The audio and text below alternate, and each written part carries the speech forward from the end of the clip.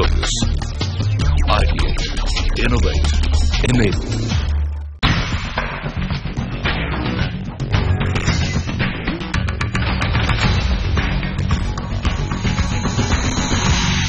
On the Brands That Build India, we're talking about a bank that's big on financial inclusion, big on technology, and big on profits. Hello and welcome. I'm Shireen Bhan, and this week we feature the State Bank of India, or SBI as it's popularly known across the country. It's our Indian bank. It's the biggest nationalized bank. क्योंकि ये nationalised bank है, ज़्यादा इसमें secure रहता है आदमी, यानी charges नहीं लगाते अभी तक. हमारे दिमाग में यही आता है कि it would be very much पुराने टाइप का, and then when you go to a bank you have to stand in queues और फिर टाइम लगेगा हर चीज में, and then but that is not the case with SBI. खा पी के जो बच जाता है वो अपना स्टेट बैंक पहाड़ीपुर में ट्रांसफर कर देता हूँ यहाँ से. एफडी है मेरा वहाँ पर. तो मैंने ऐसे लोन वगैरह भी लिया है, हाउसिंग लोन वगैरह एसबीआई से. When you enter a branch, they help you out with your query as soon as possible, just like a private bank. SBI is the country's largest commercial bank in terms of profits, assets, deposits, branches and employees. With a clear commitment to nation building, financial inclusion and profit making, it is perhaps the only bank that can make the claim to be the banker to every Indian. Let's take a look at the SBI brand story. SBI's history dates back to 1806, when the Bank of Calcutta was set up under British rule. Later, two more presidency banks, the Bank of Bombay and the Bank of Madras, were set up. These three banks were merged into the Imperial Bank in 1921, which continued till after India gained independence. In 1955, the State Bank of India was set up by an Act of Parliament by taking over the Imperial Bank with the mandate of rural development. A few years later, SBI took over 8 former state-associated banks as its subsidiaries. The State Bank of India basically has been a government's bank, but it has been a bank that had a motto of profit with growth. So the profit element was never totally given away, because it was felt that a bank that needs to survive and be relevant also needs to be profitable. Of course, what has changed drastically is the size and scale of operation and the use of technology. At the time of independence, the Imperial Bank had a capital base of 11.85 crore rupees and a network of 172 branches across the country. Last year, State Bank of India's net profit was over 10,000 crore rupees and it had close to 22 crore customers. The numbers just get more mind-boggling. Last year, SBI opened more than 1,000 branches, taking the total up to 15,869. SBI has over 43,000 ATMs, including a few in far-flung places like this one in the Andamans. In terms of the networking, we are as I said, about 1,25,000 outlets are networked, connected through a single core banking platform. As I said, we have what we call 16,000 brick and mortar branches, which is with our staff, manned by our staff. And of the 16,000 branches, 2/3 of them, close to 10,500, are in the rural semi-urban areas. The bank has changed a huge lot. When we came in, we used to have manual ledgers that literally you needed strong hands to lift them because they were very heavy. Not only that, the calligraphy in those ledgers were to be seen to be believed. You don't even get that kind of handwriting today. From that, we have come into a totally digital system, and today, of course, the bank is fully computerized. What has also changed is the competitive landscape. With the entry of private sector banks in the 90s, competition became intense, especially in the retail segments. Private sector banks advertise their service, ease of loan disbursement and timings in order to woo the urban and middle class customer. SBI suddenly found its market share slipping and decided to proactively win back lost share. The first exercise was directed at employees itself. We chanced upon a program called Parivartan, which touched almost everyone, and our senior management communicated with all the officers as well as the employees, right up to the bank guards and the bank messengers, to make them feel one with the organization and also tell them about the challenges that the bank faces and what we are trying to do to face those challenges, and how important each and every one of them is in trying to bring the bank back to where we think it belongs. Earlier, anybody in my position, they'd have a lot of difficulty in communicating to the huge staff we have in excess of 220,000 people working for us. Today it's become so much easier. We have an internal blog. If I write a blog, it gets seen by as many people as are interested in seeing it. कुछ बात है इस मिट्टी में, इस देश में कुछ बात है. Once that was tackled came the external communication. इन पत्थरों में कुछ बात है, कुछ बात है. The first phase of external communication poked fun at the bells and whistles promised in competitors' ads. The first series of ads promised pure banking, nothing else. SBI, सिर्फ banking और कुछ नहीं. This was followed by an education campaign with large print ads educating customers on financial matters. We found there was a huge gap. Even people did not even understand what is a demat account, for that matter. So the minute you leave the cities and you go down to the tier 2, tier 3, you'll be surprised what people didn't know at that point of time. So we started with that campaign, and it helped us also put SBI in a leadership position.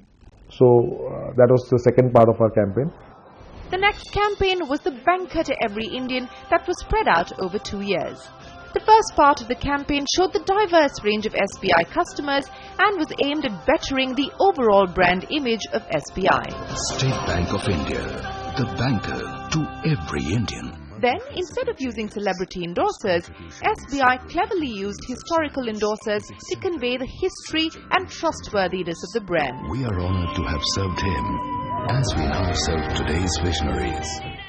The third phase of the campaign was when SBI specifically promoted its retail products by using real customers of the bank.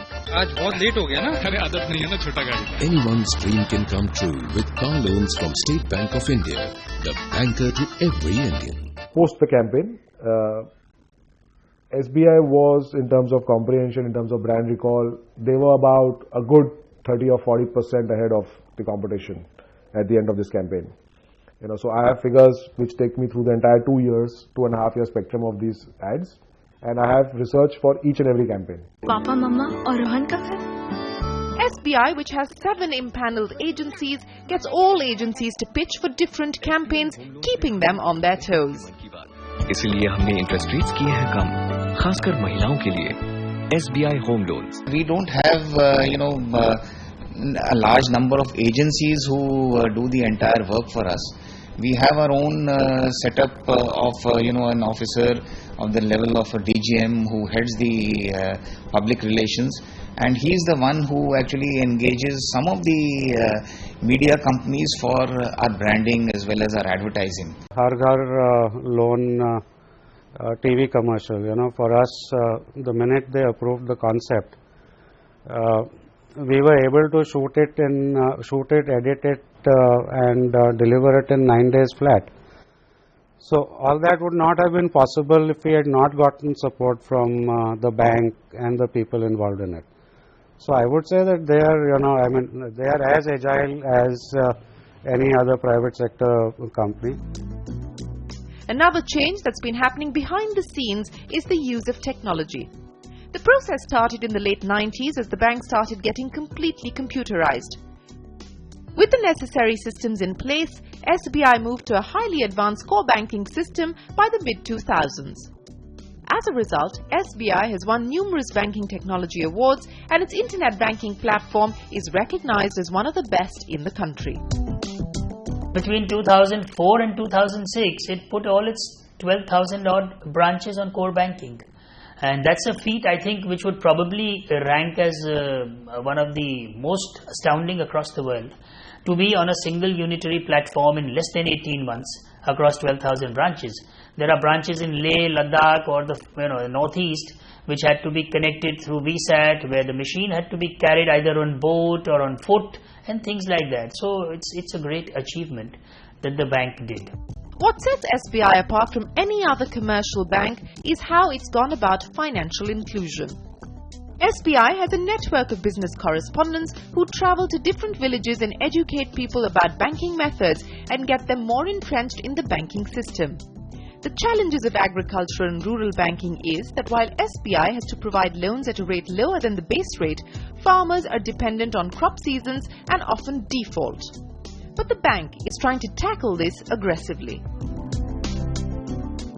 A business correspondent is a person sitting there who acts on behalf of SBI. He will open an account, he will accept deposit, he will permit withdrawals, he can make remittances, he can make fund transfer. We can issue even ATM card to the customer, we can give a micro ATM to the BC. The customer can actually swipe his card and withdraw money from the micro ATM. We are proposing to sell insurance products, mutual fund products and pension products through these business correspondents.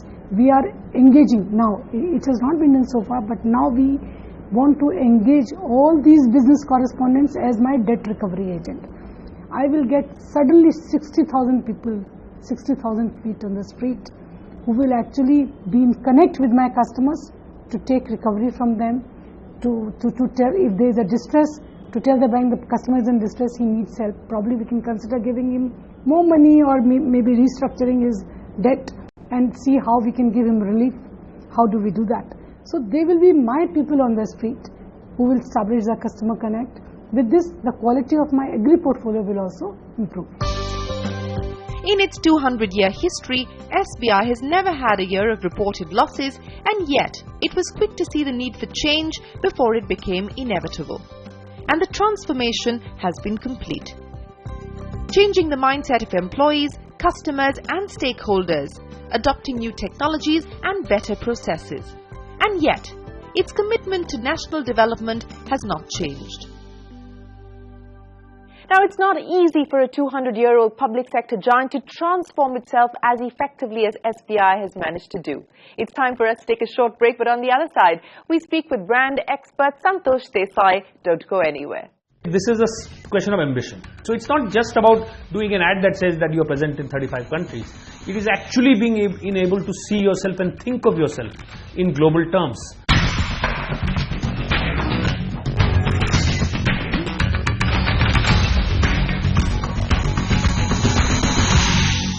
Welcome back. You're watching The Brands That Build India. We're joined now by Santosh Desai of Future Brands, who's here to give us his take on the SBI brand, what it has managed to achieve and where it can go from here. Santosh, as always, thanks very much for joining us here on the show.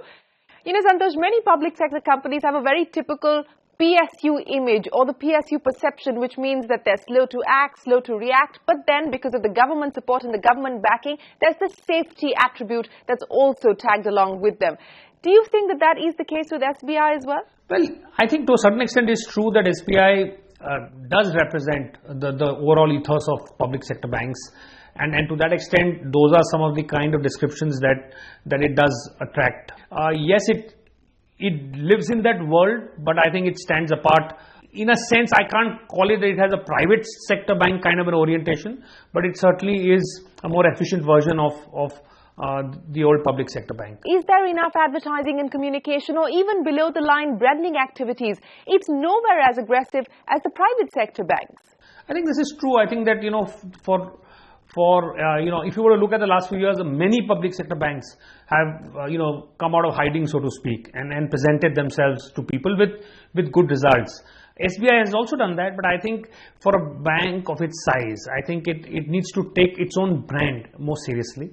I think a greater investment in making that connection with people, I think would be warranted. And to that extent, because it has enormous equity, I mean, the fact that you can ride on it, I think is perhaps playing it safe and in some ways actually also, there is a risk attached with that. Do you feel, Santosh, that SBI is associated with or known for its home loans, auto loans, education loans? Have they gone after this important sector as much as, say, ICICI or HDFC? I think, again, this is an area where SBI could do more, particularly in products, where you are actually selling specific kind of schemes or specific products. I think it becomes important to be more aggressive. So I think also that they become ways in which the brand comes alive. So if all that you are known for is the fact that you are this large sort of banyan tree like kind of a brand. That is good, but that is perhaps not good enough. What about SBI overseas? There has been an attempt to now have a consolidated brand strategy overseas, but do you think that this was a sitting opportunity that SBI has missed out on so far, despite having a presence in over 30 countries? Yeah, I think sometimes this is a question of ambition. So it's not just about doing an ad that says that you are present in 35 countries. It is actually being able to see yourself and think of yourself in global terms, which can have profound implications in the way that you conduct business and the way you present yourself to people. So I think here this is a more fundamental issue actually, which is to say that how does the bank imagine itself? Is this an Indian global bank, or is it merely an Indian public sector bank? I think it is a question of self-image more than external image. Right, Santosh, let's very quickly take a look at what people have to say about SBI's advertising. A couple of ads on home loans, then there's a car loan ad that I recollect. They've also started some internet banking that's recently seen by me. I see SBI ads in papers and magazines. I see that. Even in the trains also somewhere I have seen. This Har Ghar now, it is going on for ladies, special targeting the ladies. SBI को मुझे लगता नहीं बहुत ज़्यादा ads की ज़रूरत है. Okay, now let me toss that to you, Santosh. What do you think of the SBI ads? For SBI to say, the banker to every Indian is a known fact. I think perhaps they need to look at what the brand is, I think, a little more sort of deeply and look at where they want it to be. And therefore, it's well said, it's a good ad, but I'm not sure it has a strategic purpose. Well, Santosh Desai, as always, thanks very much for joining us on the Brands That Build India. It's been a pleasure speaking with you. We will slip into another short break, but on the other side, we'll take a look at how SBI has gone about nation building outside of banking. We have given over 4 lakh fans to more than 40,000 schools in the country, so that at least they get some good place, good environment where they can study.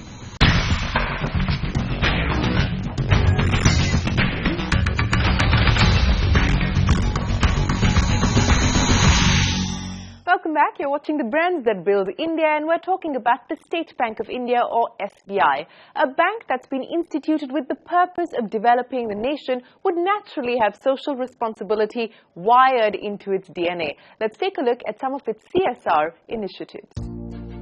Last year, SBI spent close to 140 crore rupees on various CSR activities in the areas of health, education, women's empowerment and skill development. In the area of health, over the last 2 to 3 years, SBI has donated 800 ambulances to hospitals involved in some sort of charity work. We have also given over 90,000 water purifiers to schools in the semi-urban and rural areas, so that they get, at least the students get some safe drinking water. That is healthcare. About education, we have given over 4 lakh fans to more than 40,000 schools in the country, so that at least they get some good place, good environment where they can study. Earlier, the people, school children used to come with water bottles filled. Today, after that is often some of the feedback that came was people used to come with water bottles empty and fill it up from the school and take it back home. Besides this, SBI has also trained close to 2 lakh rural people, over 50% of who have gone on to find employment or start their own entrepreneurship. Another unique initiative is the SBI Youth for India Fellowship. This program sees young urban graduates or professionals selected to work for 1 year in rural areas. It's a 1-year internship sort of a thing, we call it fellowship, in which is entirely funded by the bank. We partnered with some of the top NGOs in the country, about 5 of them, and we select the youth based on their sort of application. We take interviews, and during the interview we tell them how tough the life would be for 1 year. With these unique initiatives, SBI hopes to bridge the rural-urban divide. Useful contributions to nation building there. That's all we have time for on this week's episode of Brands That Build India. We hope you enjoyed watching the show. Do tune in same time next week for another brand biography. Till then, from the entire team here, goodbye and many thanks for watching.